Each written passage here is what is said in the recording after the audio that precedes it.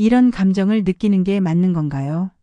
결혼한 여자가 60이 넘어서 처음 느껴보는 사랑이네요. 새벽 5시 반, 정호는 어김없이 잠에서 깨어났다. 40년 넘게 몸에 밴 습관이었다. 학교에 다닐 때도 은퇴한 지금도 시계 알람보다 먼저 눈을 뜨는 것은 마찬가지였다. 침대에서 일어나 커튼을 젖히자 회색빛 새벽 하늘이 드러났다. 아직 어둠이 완전히 걷히지 않은 시간, 세상은 고요했다. 정호는 창밖을 바라보며 깊은 한숨을 내쉬었다. 오늘도 또 하루가 시작되는구나. 세면대 앞에 서서 거울을 들여다보았다. 70이 된 얼굴에는 세월의 흔적이 깊게 새겨져 있었다. 한때는 학생들에게 존경받던 국어 교사였던 그였지만 이제는 그저 홀로 사는 노인일 뿐이었다. 정호야, 아침 드셔. 아내 영숙이 부르는 목소리가 들릴 것만 같았다. 하지만 돌아보면 텅 빈 집뿐이었다. 3년 전 암으로 세상을 떠난 아내의 빈자리는 여전히 크고 깊었다. 두 사람이 함께 꾸렸던 보금자리는 이제 정우 혼자만의 공간이 되어버렸다. 식탁에 앉아 간단한 아침을 해결했다. 달걀 프라이 하나와 식빵 한 조각, 그리고 인스턴트 커피. 영숙이 있을 때는 정성스럽게 차려진 밥상이 당연했는데 이제는 끼니를 때우는 것조차 귀찮았다. 선생님, 오늘 수업 어떠셨어요? 네, 아이들이 참 열심히 하더라고요. 그 시절 매일 저녁이면 아내와 나누던 소소한 대화들이 그리웠다. 학교에서 있었던 일들을 이야기하고 아내는 집안일과 동네 소식을 전해주곤 했다. 그런 평범한 일상이 얼마나 소중한 것이었는지 잃고 나서야 깨달았다. 아침을 마치고 거실로 나왔다. TV를 켜니 아침 뉴스가 나오고 있었다. 정치 얘기, 경제 소식, 사건 사고들. 모든 것이 남의 일처럼 느껴졌다. 세상은 여전히 돌아가고 있지만 정오의 시간은 멈춰버린 것 같았다. 오전에는 동네를 산책했다. 같은 길을 걸으며 같은 풍경을 바라보는 것도 이제 3년째였다. 가끔 마주치는 이웃들과 인사를 나누지만 깊은 대화로 이어지는 경우는 드물었다. 모두들 바쁘게 살아가고 있었고 70이 된 혼자 사는 노인에게 관심을 가질 사람은 많지 않았다. 점심은 근처 식당에서 해결했다. 혼밥에 익숙해졌지만 여전히 어색했다. 가족 단위로 온 손님들을 보면 괜스레 마음이 쓸쓸해졌다. 할아버지, 혼자 오셨어요? 어린 손잡벌대는 사장이 말을 걸어왔다. 친절한 마음에서 나온 말이겠지만 정호에게는 자신의 처지를 되돌아보게 하는 말이었다. 그렇다, 나는 혼자다. 함께 밥을 먹을 사람도 이야기를 나눌 사람도 없다. 오후 시간은 더욱 길고 지루했다. 책을 읽어보려 했지만 집중이 되지 않았다. 40년간 학생들에게 문학을 가르쳤던 그였지만 이제는 활자조차 눈에 잘 들어오지 않았다. TV 채널을 이리저리 돌려보지만 마음에 와닿는 프로그램은 없었다. 가끔 옛 제자들이 연락을 해오기도 했다.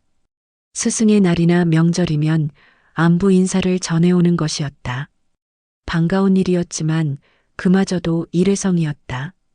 그들도 각자의 삶이 바쁘고 은퇴한 늙은 선생님과 깊은 관계를 유지할 여유는 없었다. 저녁이 되면 더욱 막막했다. 하루가 이렇게 지나가고 내일 또 같은 하루가 기다리고 있다는 사실이 답답했다. 영숙과 함께 보던 드라마 재방송을 켜놓고 멍하니 시간을 보냈다. 웃음소리가 나오는 장면에서도 정호는 웃을 수 없었다. 밤이 되어 잠자리에 들 때면 하루가 또 지나갔다는 안도감과 동시에 내일에 대한 두려움이 밀려왔다. 내일도 오늘과 똑같은 하루가 될 것이라는 확신이 있었다. 아무런 변화도 설렘도 없는 그런 하루 말이다. 이렇게 정호의 일상은 반복되었다. 살아있지만 살아가는 것이 아닌 그저 시간을 견디고 있을 뿐이었다. 한때는 학생들로 가득했던 교실, 아내와 함께 웃고 떠들던 집, 모든 것이 추억 속에서만 생생할 뿐이었다. 화요일 오후 정호는 평소와 다른 발걸음으로 지역 도서관을 향했다. 일주일 전 도서관 직원이 제안한 봉사활동에 참여하기로 결정한 것이었다. 집에서 텅 빈 시간을 보내는 것보다는 의미 있는 일을 해보자는 생각에서였다. 어서 오세요, 정호 선생님. 사서 김미영이 환하게 웃으며 맞아주었다. 정호는 어색한 미소를 지었다. 오랜만에 누군가가 자신을 기다리고 있다는 느낌이 새로웠다. 오늘은 어르신들을 위한 독서 프로그램 준비를 도와주시면 됩니다. 책 정리하고 의자 배치하는 간단한 일이에요. 정호는 고개를 끄덕이며 안내받은 곳으로 향했다. 2층 문화 강의실, 그곳은 각종 문화 프로그램이 진행되는 공간이었다. 의자들을 둥글게 배치하고 책들을 정리하는 단순한 작업이었지만 정호에게는 오랜만에 느끼는 보람이었다. 아, 실수했네요. 뒤에서 들려온 여성의 목소리에 정호가 돌아보았다.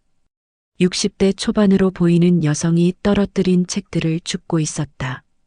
짧게 자른 머리카락은 단정했고 밝은색 카디건을 입은 모습이 정갈해 보였다. 도와드릴게요. 정우가 다가가 책을 주어 건네자 여성이 고마운 표정으로 받아들었다. 고맙습니다. 저는 문화센터에서 온 수진입니다. 선생님은? 정호라고 합니다. 오늘 처음 봉사활동을 하게 됐어요. 아, 그러셨군요. 저도 오늘 처음인데 우연이네요. 수진의 말투는 자연스럽고 따뜻했다. 정우는 오랜만에 누군가와 자연스럽게 대화를 나누고 있다는 사실에 어색함을 느꼈다. 어떤 프로그램인지 설명 들으셨나요? 네. 어르신들과 함께 책을 읽고 이야기를 나누는 시간이라고 하더군요. 선생님은 어떤 일을 하셨어요? 국어 교사였습니다. 은퇴한 지 3년 됐고요. 아, 그러시군요. 저는 문화센터에서 인문학 강의를 하고 있어요. 뭔가 통하는 부분이 있을 것 같네요. 수진의 눈이 반짝였다. 정우는 오랜만에 자신의 과거를 자랑스럽게 이야기할 수 있어서 기분이 묘했다. 2시간 남짓한 준비 시간 동안 두 사람은 자연스럽게 대화를 이어갔다. 수진은 문학에 대한 깊이 있는 견해를 가지고 있었고 정우의 교직 경험담에 진심으로 관심을 보였다. 요즘 젊은 세대들은 책을 멀리 한다고 하는데 어떻게 생각하세요?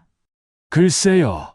매체가 다양해진 탓도 있겠지만 결국 좋은 책을 접할 기회가 적어서가 아닐까 싶어요. 맞아요. 저도 강의하면서 느끼는데 처음엔 어려워하다가도 한번 빠지면 정말 열정적으로 참여하거든요. 수진이 웃으며 고개를 끄덕였다. 그 순간 정우는 이상한 감정을 느꼈다. 가슴 한편이 따뜻해지는 듯한 느낌이었다. 언제부터인가 잊고 있던 감정이었다. 프로그램이 시작되자 두 사람은 어르신들 사이에 앉아 진행을 도왔다. 오늘의 책은 황순원의 단편소설집이었다. 참여자들이 돌아가며 감상을 이야기할 때 정우와 수진은 자연스럽게 서로를 바라보며 미소를 지었다.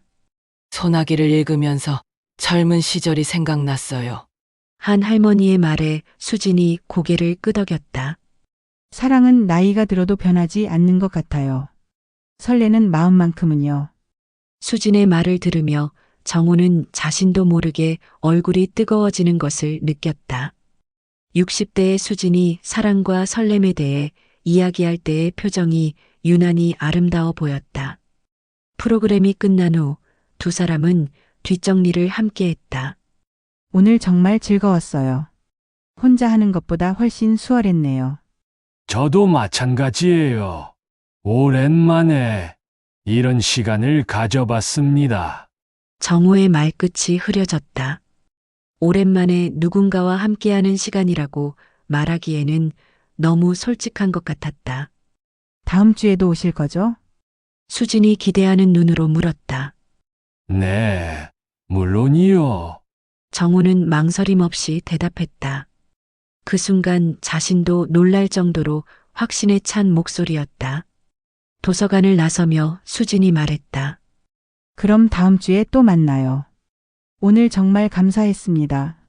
저야말로 고맙습니다. 두 사람은 각자 다른 방향으로 걸어갔다. 정호는 몇 걸음 걸어가다 뒤를 돌아보았다.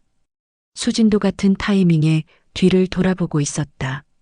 눈이 마주치자 두 사람은 어색하게 웃으며 손을 흔들었다. 집으로 돌아가는 길, 정호의 발걸음은 평소보다 가벼웠다. 마음 한구석에서 오랫동안 잠들어 있던 무언가가 꿈틀거리는 것 같았다.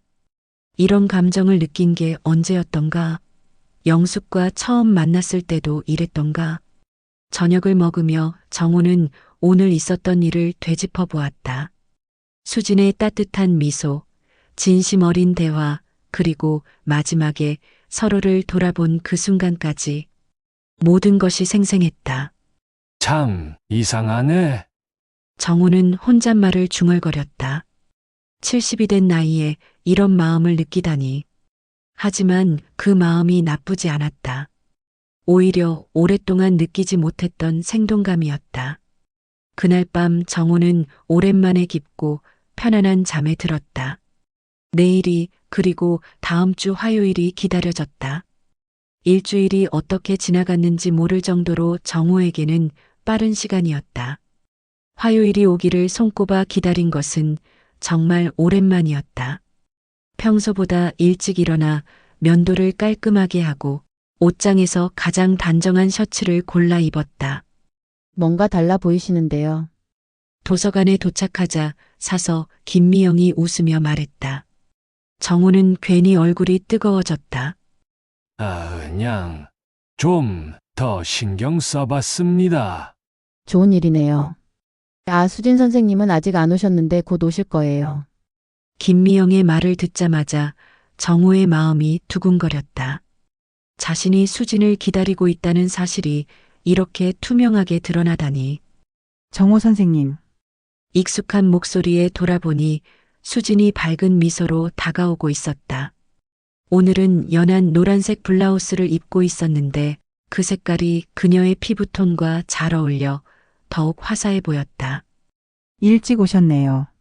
저는 조금 늦었나요? 아니에요. 제가 좀 일찍 온 것 같아요. 두 사람은 자연스럽게 함께 2층으로 올라갔다.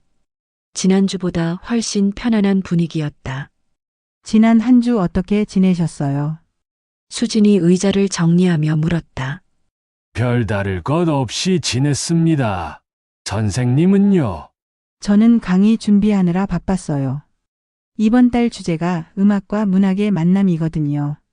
흥미로운 주제네요. 정호 선생님도 음악 좋아하세요?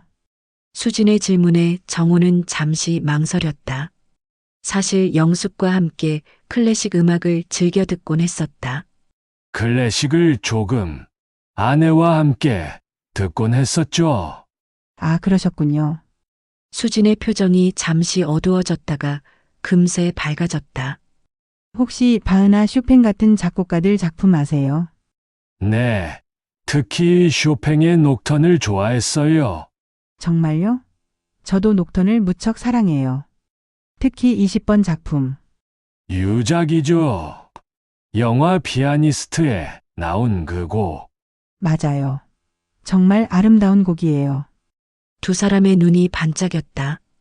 공통된 취향을 발견한 기쁨이었다. 그날 프로그램은 더욱 자연스럽게 진행되었다. 이효석의 메밀꽃 필 무렵을 함께 읽으며 참여자들은 각자의 추억을 이야기했다. 정호와 수진은 옆자리에 앉아 가끔 의견을 나누었다. 허생원의 심정이 이해가 되네요. 수진이 작은 목소리로 말했다. 오랜 방황 끝에 찾은 안식처 같은 거죠. 네, 그런 것 같아요. 프로그램이 끝나고 뒷정리를 마친 후 두 사람은 함께 도서관을 나섰다. 시간 되시면 차라도 한잔 할까요? 정우가 조심스럽게 제안했다. 자신도 놀랄 정도로 용기 있는 제안이었다. 좋아요. 근처에 조용한 카페가 있어요. 수진이 망설임 없이 대답했다. 카페는 정말 조용했다.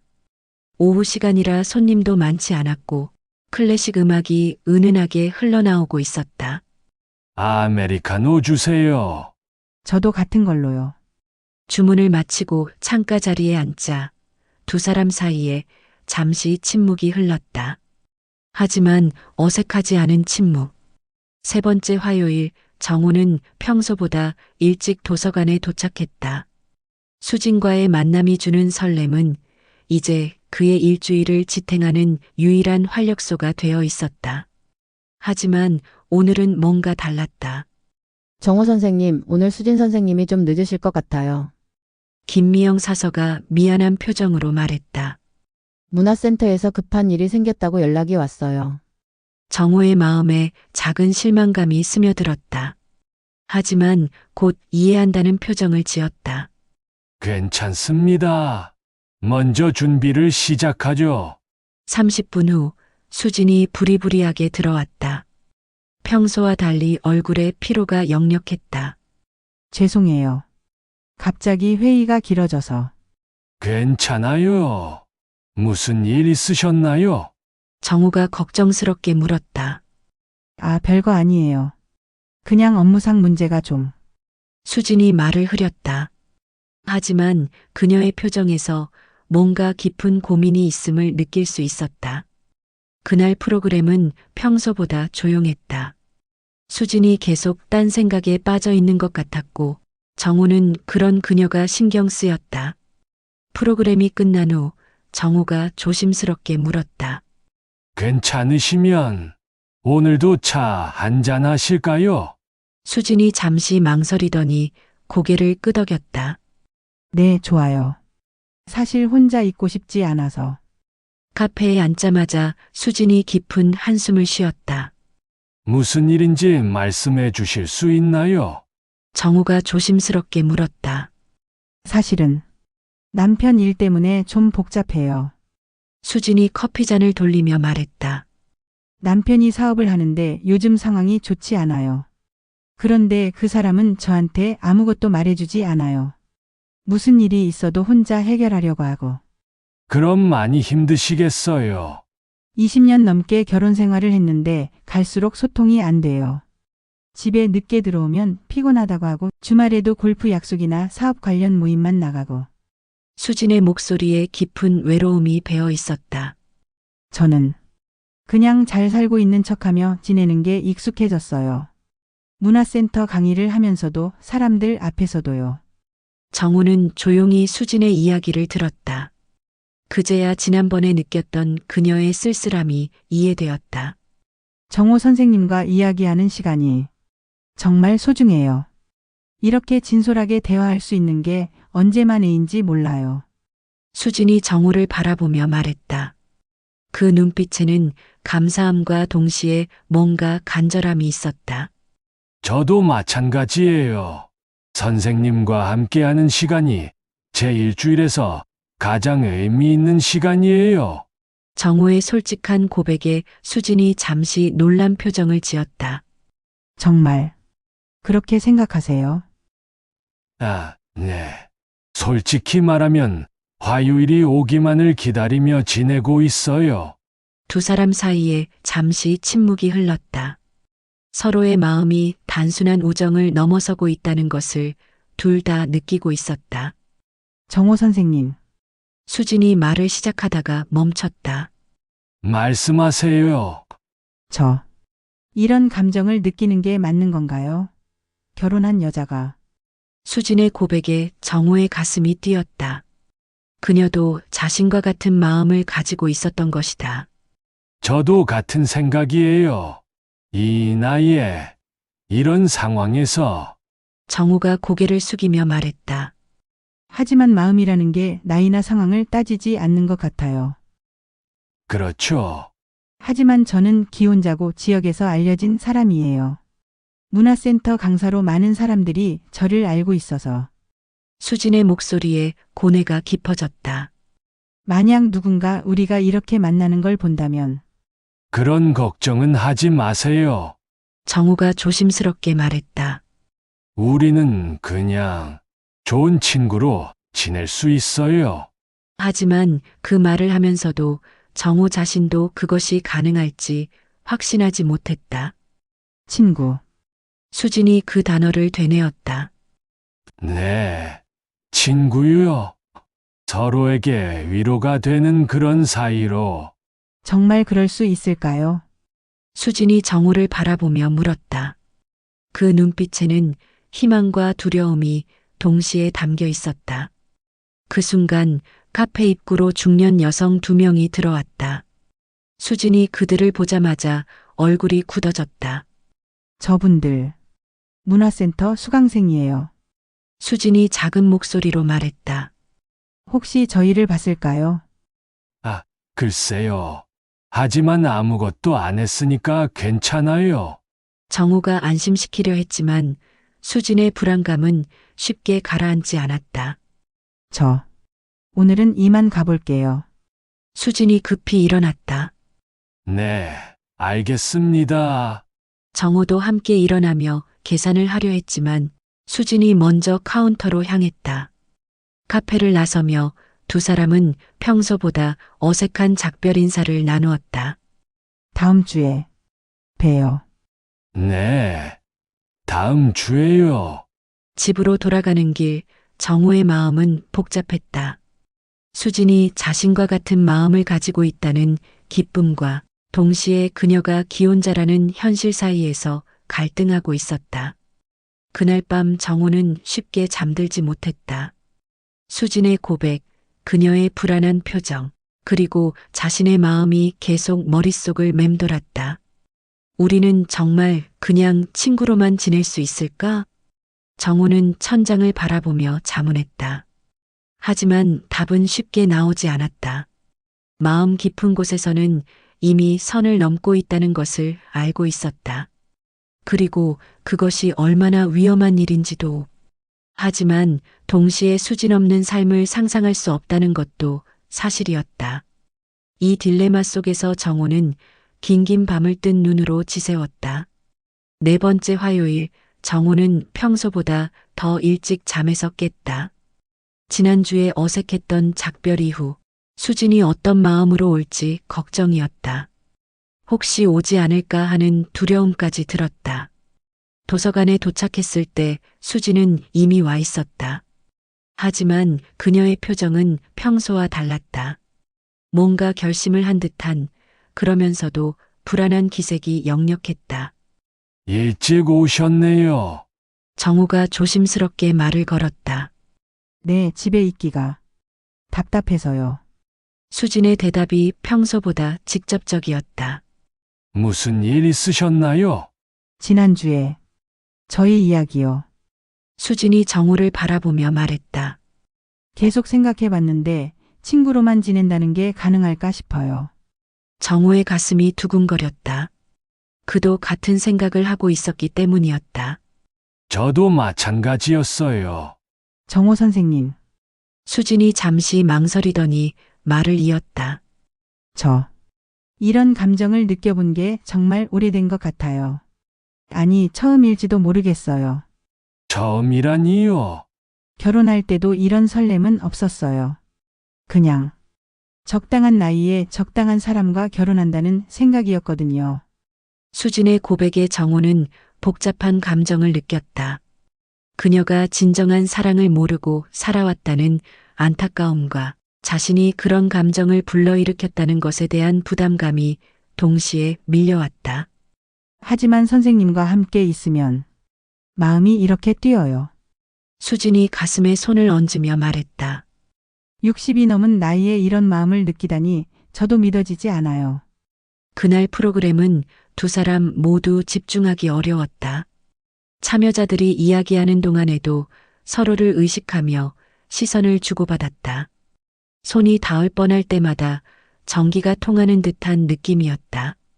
프로그램이 끝난 후 두 사람은 자연스럽게 함께 도서관을 나섰다. 오늘은 다른 곳으로 가볼까요? 정우가 제안했다. 어디로요? 근처에 작은 공원이 있어요. 조용하고. 좋아요. 공원은 정말 조용했다. 평일 오후라 산책하는 사람도 별로 없었다. 두 사람은 벤치에 나란히 앉았다. 정호 선생님, 저희 어떻게 해야 할까요? 수진이 먼저 입을 열었다. 솔직히 말하면 저는 이 감정을 멈출 수가 없어요. 저도 마찬가지예요. 정우가 솔직하게 답했다. 하지만 선생님은 기혼자시고 그게 문제예요. 수진이 고개를 숙였다. 남편과는 정말 오래전부터 마음이 멀어졌어요. 같은 집에 살지만 남남 같은 느낌이에요.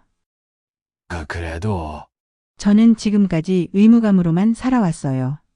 아내로서, 어머니로서, 강사로서. 정작 저 자신으로는 살아본 적이 없는 것 같아요.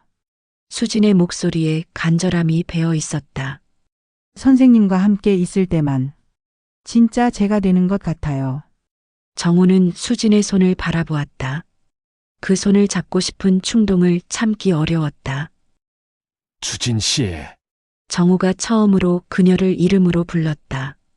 네, 저도 당신 때문에 다시 살아있다는 느낌이에요.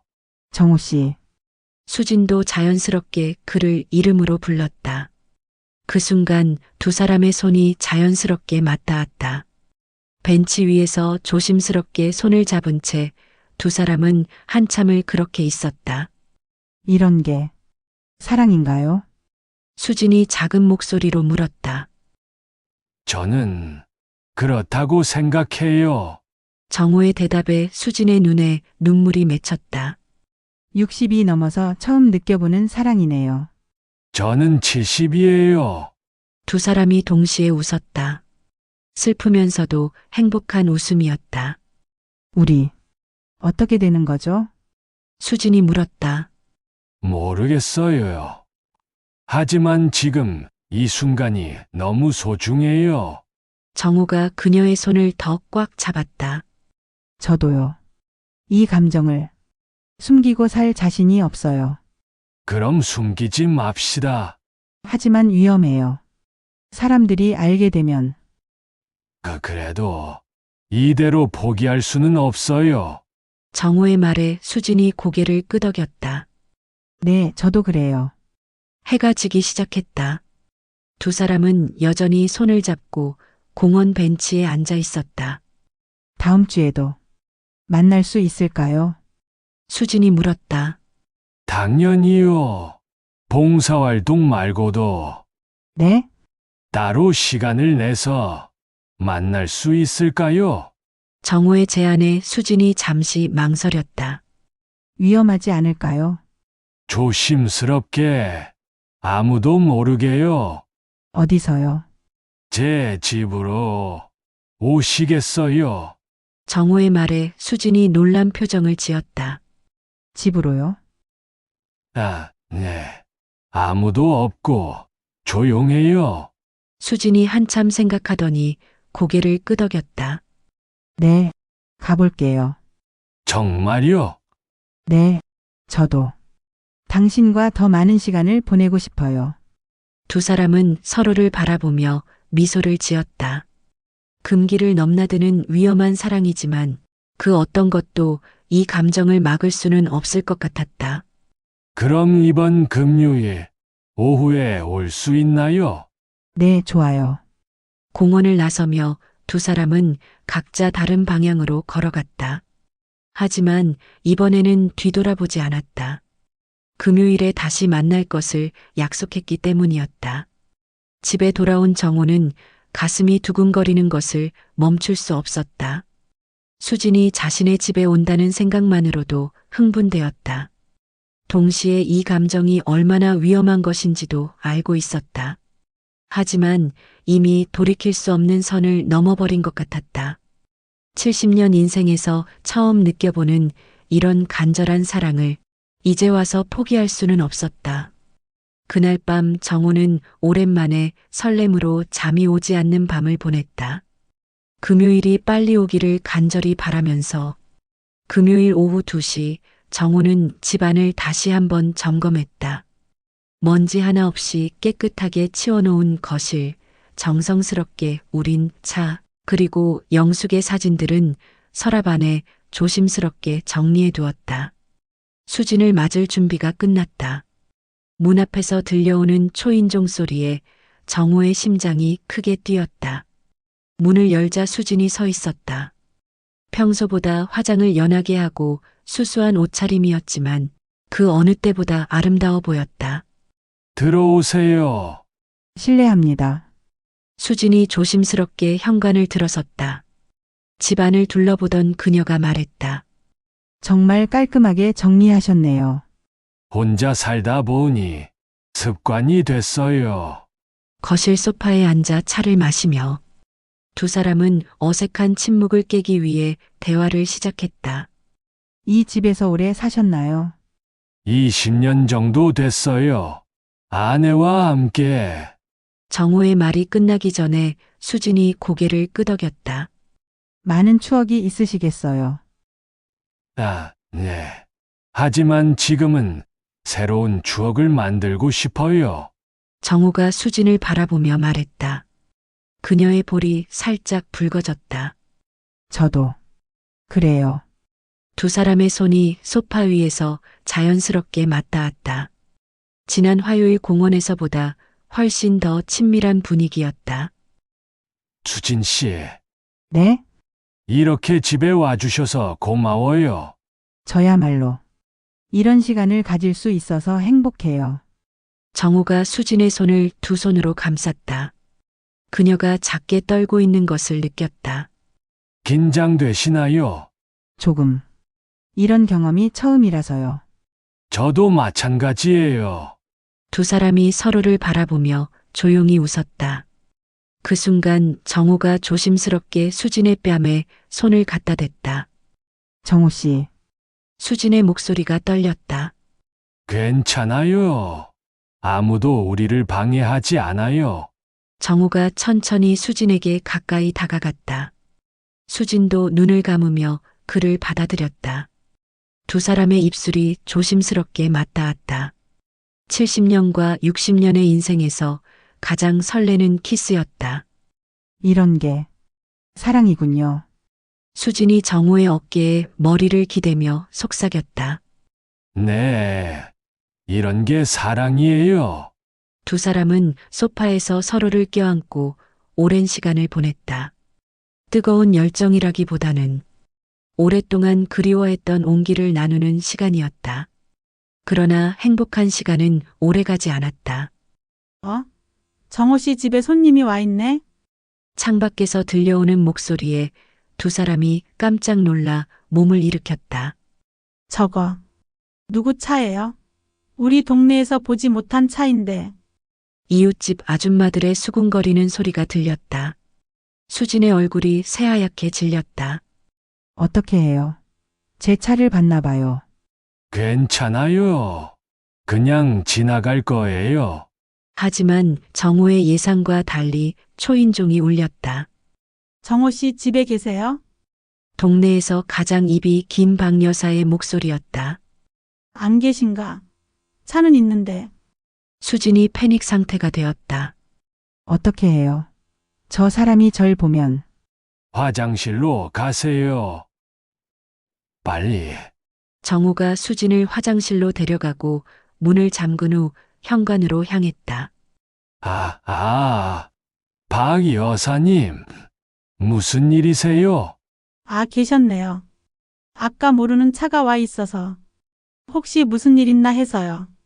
박 여사가 집안을 기웃거렸다. 그냥 친구가 잠깐 들렀다 갔어요. 친구요? 어떤 친구인데 차까지 가지고 와서. 그냥 동료예요. 정호가 최대한 자연스럽게 대답했지만 박 여사의 의심스러운 표정은 쉽게 사라지지 않았다. 그런데 차가 아직도 있던데요? 그게 잠깐 화장실에. 그 순간 화장실에서 물 내리는 소리가 들렸다. 박 여사의 눈이 번뜩였다. 아직도 계시는군요. 누군지 인사라도. 아니에요. 곧 가실 거예요. 좀 급한 일이 있어서. 정호가 박 여사를 밖으로 내보내려 했지만 그녀는 쉽게 돌아서지 않았다. 그래도 이웃으로서 다음에 기회가 되면 소개해 드릴게요. 오늘은 정말. 정호가 간신히 박 여사를 돌려보내고 문을 닫았다. 등에 식은땀이 흘렀다. 화장실 문을 열자 수진이 창백한 얼굴로 나왔다. 다 들렸어요. 어떻게 해요? 일단 진정하세요. 저 사람이 절 봤다면 보지 못했어요. 괜찮아요. 하지만 수진의 불안은 쉽게 가라앉지 않았다. 저는 이제 가봐야 해요. 더 오래 있으면 네, 알겠어요. 수진이 서둘러 짐을 챙기며 말했다. 정호 씨 우리 조심해야 해요. 네, 알고 있어요. 다음엔 어디서 만날까요? 글쎄요. 생각해 볼게요. 현관에서 작별 인사를 나누며 수진이 말했다. 오늘 행복했어요. 하지만 무서워요. 저도 마찬가지예요. 하지만 포기할 수는 없어요. 네, 저도요. 수진이 차를 타고 떠난 후 정호는 커튼을 살짝 걷어 밖을 내다보았다. 박 여사가 다른 이웃들과 뭔가 이야기하고 있는 모습이 보였다. 벌써 소문이 퍼지고 있는 건 아닐까? 정호의 가슴이 불안으로 두근거렸다. 행복했던 오후가 순식간에 불안과 두려움으로 바뀌어 버렸다. 그날 저녁 정호는 휴대폰으로 수진에게 문자를 보냈다. 집에 잘 도착하셨나요? 걱정돼서요. 곧 답장이 왔다. 네, 잘 도착했어요. 하지만 마음이 불안해요. 우리 조심해야 할 것 같아요. 네, 알겠어요. 하지만 만나는 걸 포기할 수는 없어요. 저도요. 방법을 찾아봐요.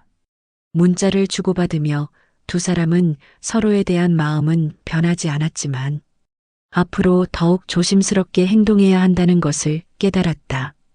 하지만 사랑하는 마음을 숨기며 사는 것은 생각보다 어려운 일이었다. 특히 이미 의심의 눈초리가 시작된 상황에서는 더욱 그랬다. 그날 밤 정호는 침대에 누워 오늘 있었던 일을 되돌아보았다. 수진과의 달콤한 시간, 그리고 박 여사의 갑작스러운 방문.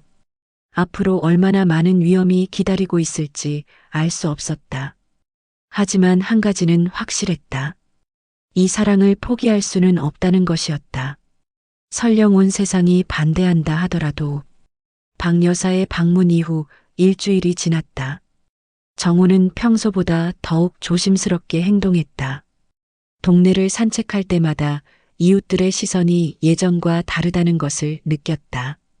특히 박 여사는 만날 때마다 의미심장한 표정을 지었다. 정호 씨 요즘 어떻게 지내세요? 그 친구분은 또 오셨나요? 아니요, 그냥 한 번 들렀다 간 거였어요. 정호는 최대한 자연스럽게 대답했지만 박 여사의 의심스러운 눈빛은 여전했다.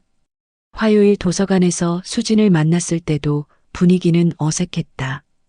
두 사람 모두 주변을 의식하며 평소보다 거리를 두고 있었다. 괜찮으세요? 프로그램 중간 휴식 시간에 정호가 조심스럽게 물었다. 네, 하지만 불안해요. 혹시 누군가 우리를 보고 있는 건 아닐까요? 수진이 주변을 둘러보며 작은 목소리로 말했다. 너무 걱정하지 마세요. 여기서는 아무도 이상하게 생각하지 않을 거예요. 하지만 그 말과 달리 정호 자신도 불안했다. 사서 김미영이 자신들을 바라보는 시선이 예전과 다른 것 같았다.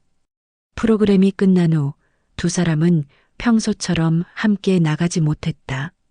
오늘은 먼저 가볼게요. 수진이 서둘러 짐을 챙기며 말했다. 네, 알겠어요. 정호는 아쉬웠지만 이해했다. 상황이 이렇게 된 이상 더욱 조심해야 했다. 하지만 며칠 후 예상치 못한 일이 벌어졌다. 목요일 오후 정호의 휴대폰에 수진에게서 급한 문자가 왔다. 지금 당장 만날 수 있나요? 급한 일이 생겼어요. 무슨 일인가요? 어디서 만날까요? 시외 쪽 카페로 와주세요. 주소 보내드릴게요. 정호는 서둘러 집을 나섰다. 시내에서 꽤 떨어진 카페였다. 아무도 그들을 알아보지 못할 곳이었다.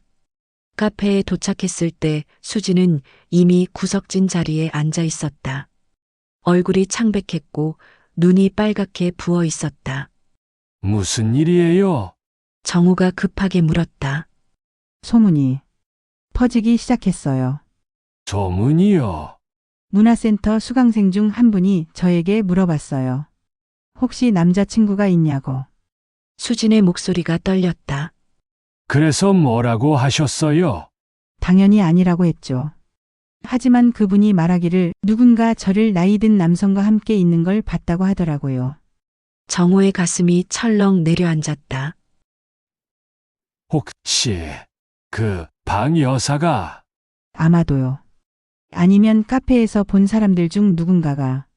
이제 어떻게 하죠? 두 사람은 한참을 말없이 앉아 있었다. 정호 씨, 수진이 먼저 입을 열었다. 우리 이제 그만해야 하는 걸까요? 그만한다고요? 이렇게 계속 숨어 다니며 만나는 게 맞는 걸까요? 정호는 수진을 바라보았다. 그녀의 눈에는 두려움과 고민이 가득했다. 당신이 그걸 원하세요? 아니에요. 절대 그렇지 않아요. 수진이 급하게 대답했다.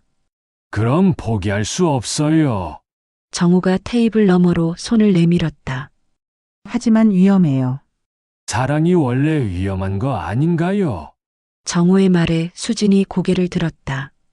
우리 나이에도요? 나이가 무슨 상관이에요?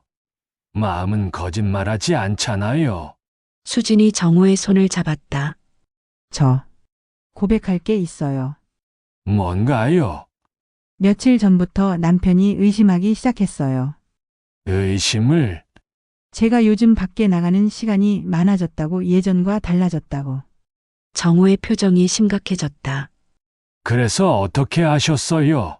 봉사활동과 강의 때문이라고 했어요. 하지만 언제까지 속일 수 있을지 모르겠어요. 힘드시겠어요. 네. 하지만 당신을 포기하는 것보다는 낫겠죠. 두 사람은 서로를 바라보며 결의를 다졌다. 더 조심해야겠어요. 네. 하지만 만나는 건 계속해요. 어떻게요? 멀리 나가서 아무도 우리를 모르는 곳에서. 좋아요. 그날 이후 두 사람의 만남은 더욱 은밀해졌다. 시외의 작은 펜션, 외곽 지역의 조용한 카페, 때로는 다른 도시까지 가서 만났다. 이렇게까지 해야 하나 싶기도 해요. 어느 날 펜션에서 수진이 말했다. 후회돼요. 아니에요. 오히려 더 간절해져요. 정우가 수진을 껴안았다. 저도 마찬가지예요. 우리가 잘못된 건가요? 잘못되었다면 이렇게 행복할 리 없어요. 두 사람의 관계는 갈수록 깊어졌다. 육체적 관계로까지 발전했지만 그것보다 더 소중한 것은 영혼의 교감이었다. 당신과 함께 있으면 젊어진 기분이에요. 저도요. 마치 20대로 돌아간 것 같아요. 하지만 현실은 계속해서 그들을 압박했다. 동네의 시선은 더욱 예민해졌고 수진의 남편은 의심을 거두지 않았다. 어제 남편이 제 핸드폰을 확인하려고 했어요. 혹시 뭔가 발견됐나요? 다행히 문자는 다 지워뒀어서. 하지만 언제까지 이럴 수 있을지. 힘들면 언제든 말해요. 아니에요. 포기하고 싶지 않아요. 두 사람의 사랑은 세상의 모든 시선과 압박에 맞서며 더욱 뜨겁게 타오르고 있었다. 우리 끝까지 함께 할 수 있을까요? 할 수 있어요. 반드시요. 금기의 사랑이었지만 그 어떤 것도 이들의 마음을 식힐 수는 없었다. 오히려 위험할수록, 숨어야 할수록 그들의 사랑은 더욱 강해졌다. 노년의 사랑은 이제 세상의 모든 규범을 거스르는 거대한 불꽃이 되어 타오르고 있었다. 그리고 그 불꽃은 더 이상 누구도 끌 수 없을 만큼 거세졌다. 3개월이 흘렀다. 정우와 수진의 은밀한 만남은 계속되었지만 상황은 점점 더 어려워지고 있었다. 어느 화요일 저녁 수진에게서 다급한 전화가 걸려왔다. 정호 씨, 큰일 났어요. 무슨 일이에요? 남편이 모든 걸 알아버렸어요. 정우의 손에서 휴대폰이 떨어질 뻔했다. 어떻게 된 거예요? 사립 탐정을 고용했나 봐요. 우리가 만나는 곳까지 모든 걸 조사했어요. 수진의 목소리는 절망에 차 있었다. 지금 어디 계세요? 집이요. 남편은 사무실로 갔어요. 내일 아침에 이야기하자고 하더라고요. 혼자 있으면 안 돼요. 제가 갈까요? 안 돼요. 더 위험해져요. 그럼 어떻게? 정호 씨, 저 결정했어요. 수진의 목소리에 결연한 무언가가 스며 있었다. 무슨 결정을요? 남편과 이혼할 거예요. 정우는 순간 말을 잃었다. 정말 그럴 수 있어요. 20년 넘게 의무만으로 살아왔어요. 이제는 제가 원하는 삶을 살고 싶어요. 하지만 모든 걸 잃게 되잖아요. 잃을 게 뭐가 있어요? 이미 마음은 떠나 있었는데요. 수진의 말에는 흔들림이 없었다. 당신과 함께 할 수 있다면 다른 건 상관없어요. 그날 밤 정우는 잠을 이루지 못했다.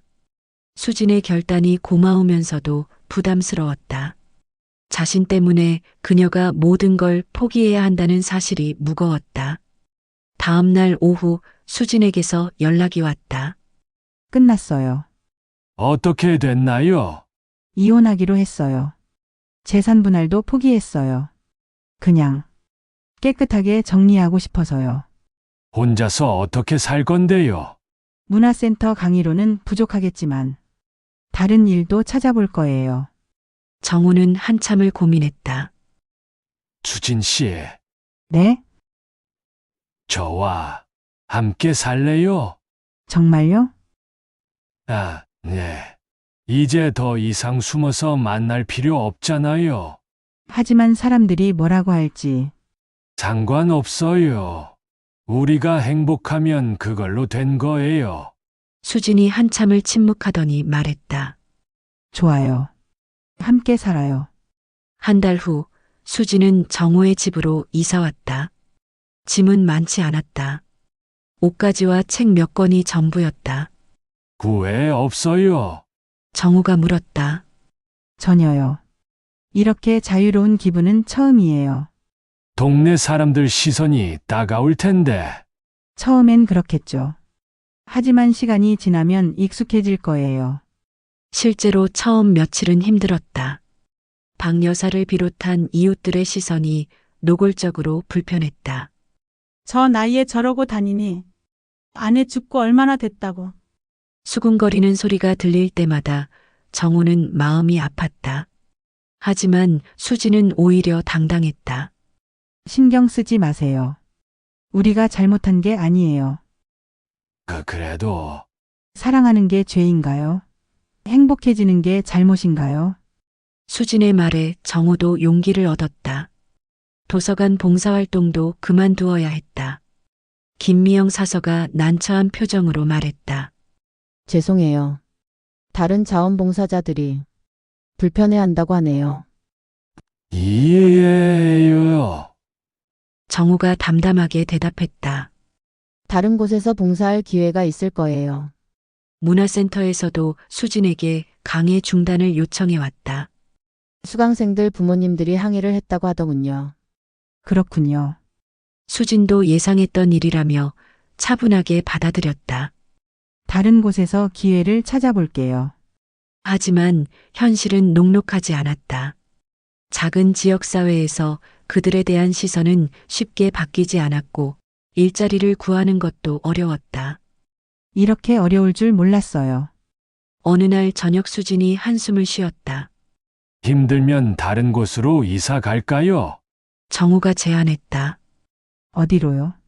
서울이나 부산이나 아무도 우리를 모르는 곳으로요. 정말요? 아, 네.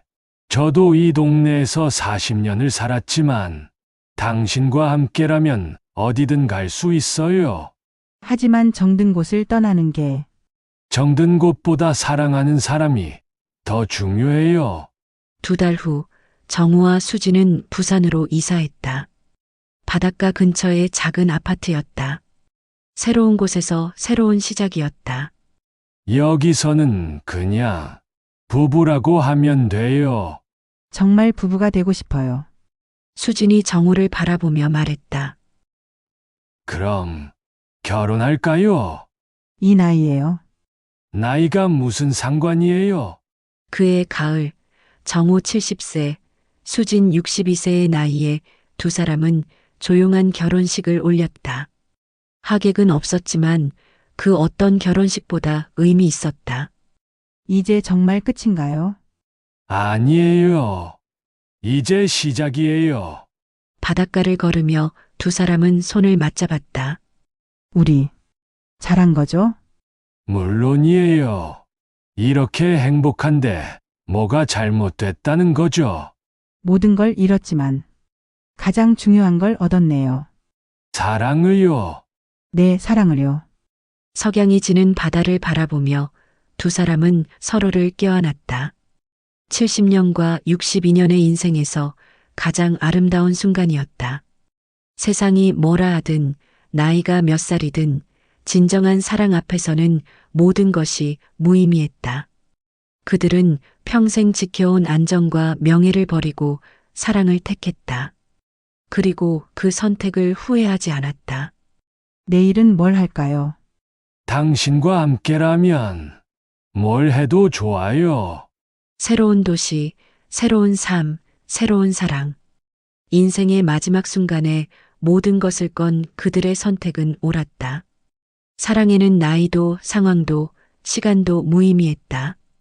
오직 진실한 마음만이 있을 뿐이었다.